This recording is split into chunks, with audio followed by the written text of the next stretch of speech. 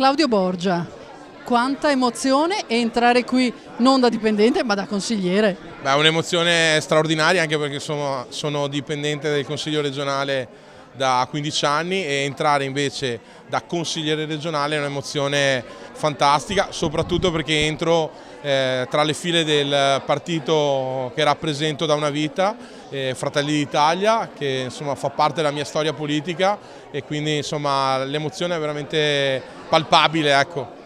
Soprattutto perché conosci bene la macchina amministrativa. Assolutamente sì, conosco questa assemblea legislativa e quindi so le potenzialità. Questa è una delle assemblee legislative più importanti che abbiamo non solo a livello nazionale ma dico veramente centrale nel dibattito legislativo appunto nazionale. Entri come capogruppo. E questo lo decideremo con i subentri, quindi insomma siamo ancora in attesa.